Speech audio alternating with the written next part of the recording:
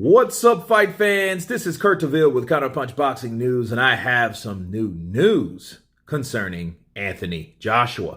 Anthony Joshua insists that that wasn't me as he reflects on the Andy Ruiz Jr. loss. And here we go, okay? The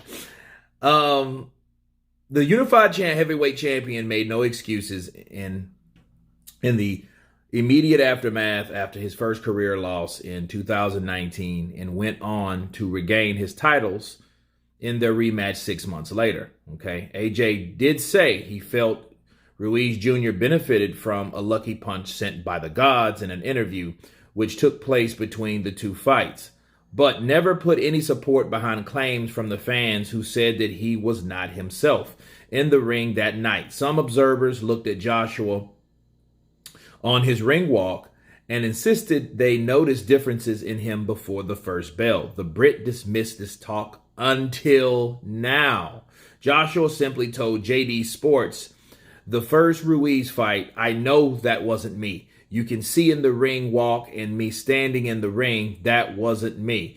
Looking forward, AJ also had plenty to say about, of course, Tyson Fury. Now, let me stop there.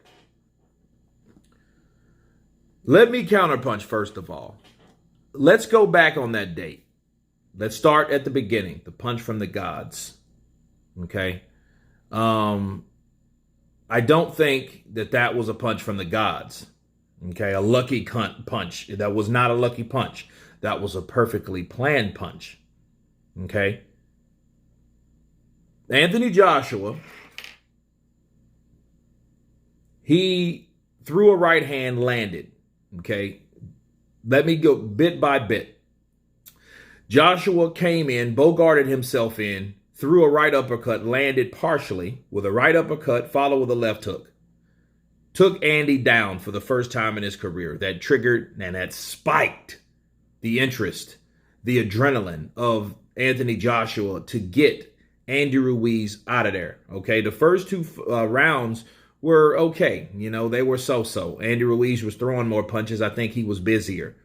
But Andy, of course, being the shorter fighter, couldn't get to Anthony Joshua because of his size. Plain and simple. Ruiz would have to jump up at Joshua a lot of times in order for that particular fight or for him to land anything significant, okay?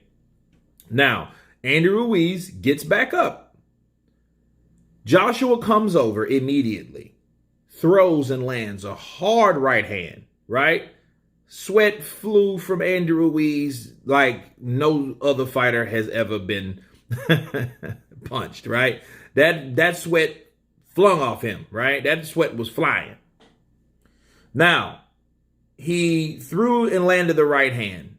Then I think he threw a left hook, and he threw a variety of uppercuts and hooks. He missed those shots. Okay, I think they got into a clinch when they separated them again.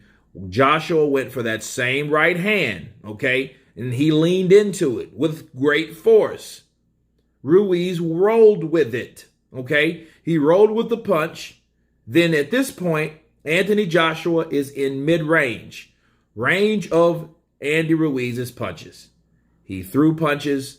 And like Anthony Joshua loves to fight on the inside and gets those punches in because he was victorious thus far, right? He's successful.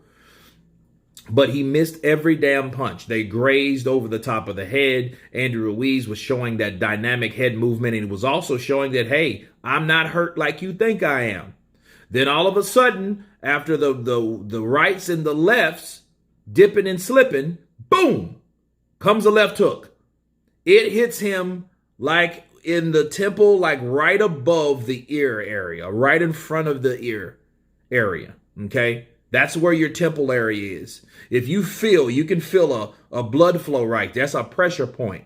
He hit Joshua with that punch. It was a perfectly planned punch because Joshua was too close to the shorter fighter.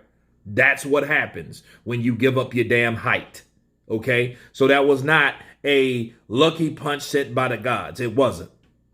It was a perfectly planned punch, and Andy Ruiz used what he had, okay?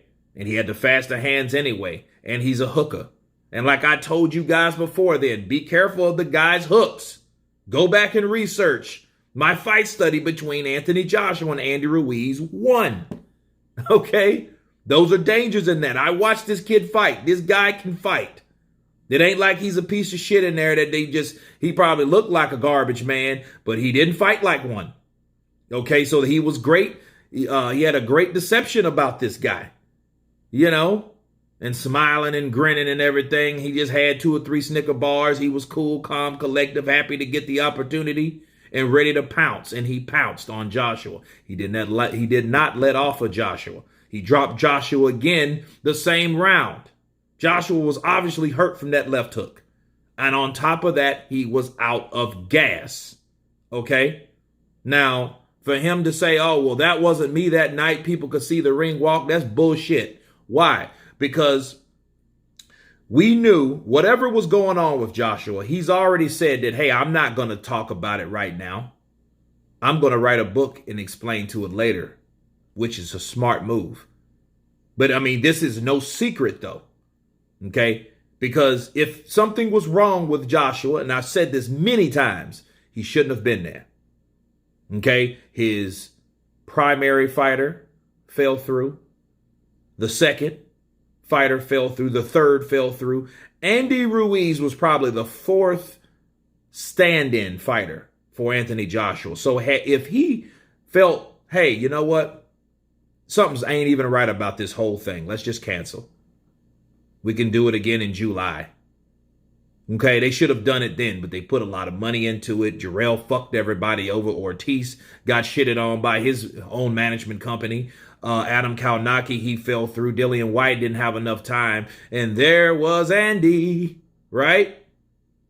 Perfect time for him. And I don't think it was a perfect time for Anthony Joshua because he was worried about Tyson Fury or Deontay Wilder with that WBC belt. Yeah, he was distracted in that way. And then if he did have something else wrong with him, he didn't bring that to the table until he won against Andy Ruiz. Okay, now he's saying, well, hey, that wasn't me in there, right? So he's playing that down. But my counterpunch to Anthony Joshua is, if you're playing that down then, you should stay consistent and play that shit down now. There shouldn't be any reason for you to say that now because people will remember what you said before. And it doesn't line up for what you said back then. What he said back then was no, it didn't have anything to do with it. The saving grace was, hey, I'll tell someone later. I had a procedure done, and I'll tell you guys later what happened to me when I write my book. All right? So him saying, hey, that wasn't me. Okay. Well, I think he's trying to entice people to buy that damn book. That's what I think. And he's hinting out hints that, hey, you know what? Buy this book when I write it. Tyson Fury wrote one. Why not? So what's the problem with this? What's the problem that I have? Problem that I have with fighters that claim, hey, I was not right that night.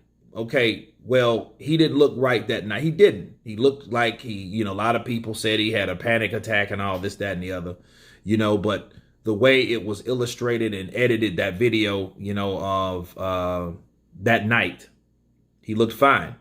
Now, when he got in the ring, he didn't.